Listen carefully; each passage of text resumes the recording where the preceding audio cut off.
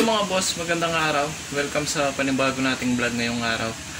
Ngayon mga boss, mag-i-install tayo ng box at bracket ng Rouser 135 natin.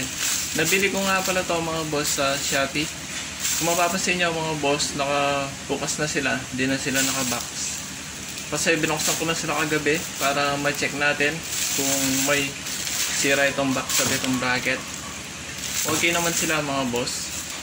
Ngayon mamaya ilalagay ko na lang yung screenshot ko na lang yung sa Shopee na pinag-orderan ko para mag-order din kayo kung gusto nyo mag-order nitong box at bracket.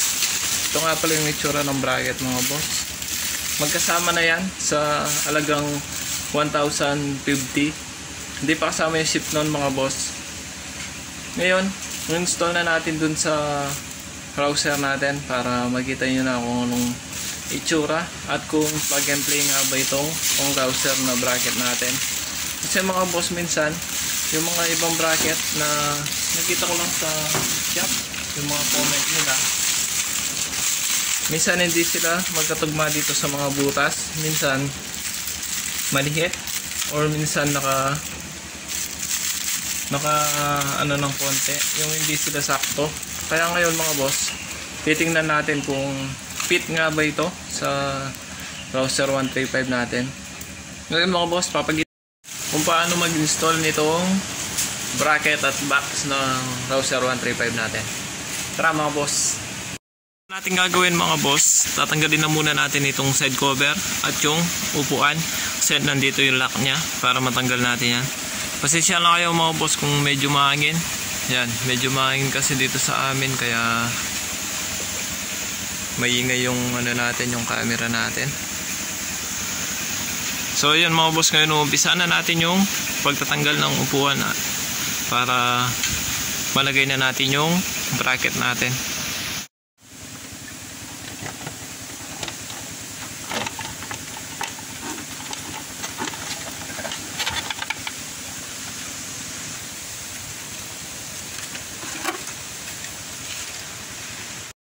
Mga boss, natanggal na natin yung upuan. Ngayon tatanggalin lang natin dito itong 12mm na bolt.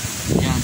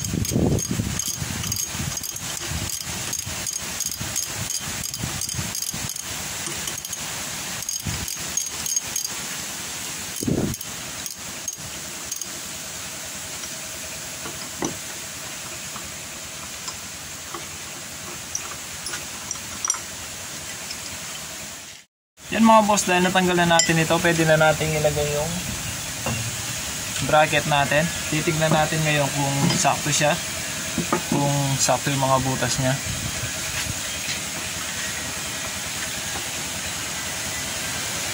Yan mga boss, okay naman siya. Sakto naman yung mga butas niya. Yan. Kaya okay yung bracket natin. Sabi ko nga kanina, yung mga iba hindi sakto yung mga butas, kaya nagkakaproblema. Ngayon yan, sakto naman yung butas niya. Ngayon, lalagyan na natin yung mga tornilyo niya mga boss.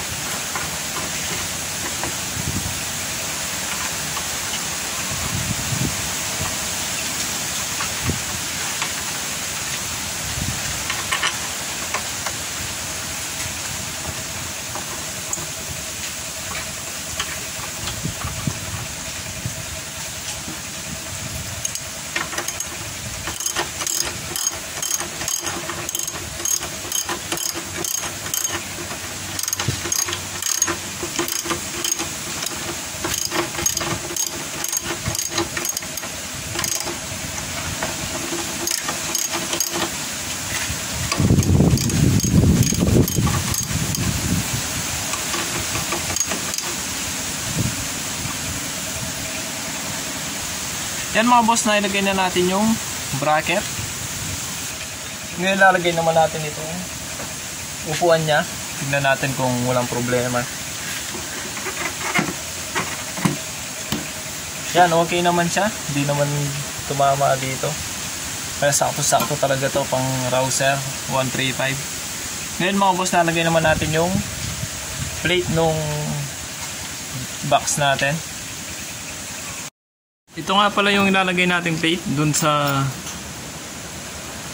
bracket natin, nakasama nitong box. Yan. Saka yung mga tornilyo nya. Ngayon lalagay na natin para matesting natin itong box. Tapos mga boss, ang paglalagay nito, ito yung ilalagay natin sa taas. Yan, sakto-sakto yan dito sa may butas na to. Tapos lalagyan lang natin ng washer. Tapos lalagay na natin yung tornilyo nya. Ganyan lang yung paglalagay. Tapos ito yung sa baba dun sa may bracket. Ganyan yung pwesto nya mga boss. Yan. Ngayon i-install na natin para makita nyo kung paano ilagay dun sa bracket natin. Yan mga boss, pinatong na natin. Tapos lalagay na natin itong mga tornilyo nya.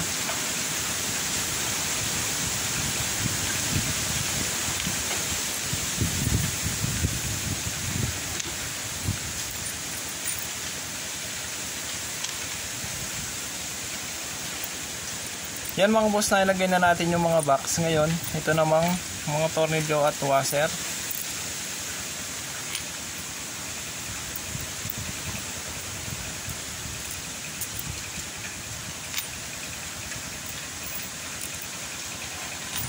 Ngayon mga boss, yung sa baba naman yung ilalagay natin. Ngayon mga boss, ito naman yung ilalagay natin.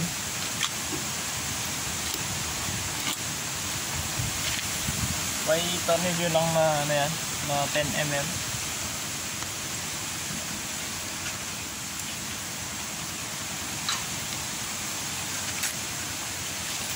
Medyo mahaba yung mga tornilyo niya mga boss.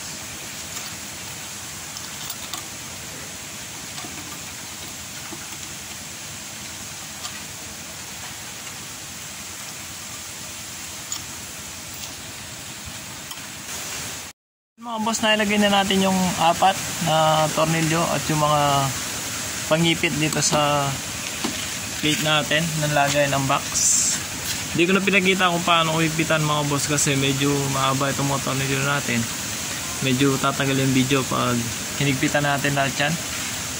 Kaya yun mga boss, ang ginamit ko nga palang pangipit ay 10mm. Yan, may fit na yan. Tapos dapat siguraduhin nyo na nakasentro yung lagay ng box para hindi pangit tignan. Yan mga boss, nakasentro naman siya. At yung mga tornilyo niya, ito yung mga pesto nila. Yan, nakagitna. Ngayon mga boss, susubukan natin ilagay yung top box para makita nyo kung ano yung itsura niya. At susubukan natin kung matibay nga ba. Ngayon mga boss, lagay na natin yung box. Bago nga pala natin lagay yung box, meron pa palang takip ito mga boss para hindi makikita to at hindi pa tingnan. Ito yung takip nya. Wala naman tornilyo ito mga boss, diba? Pasok lang naman ito. Yan, nakalagay na siya. Ngayon, pwede na natin ilagay yung box.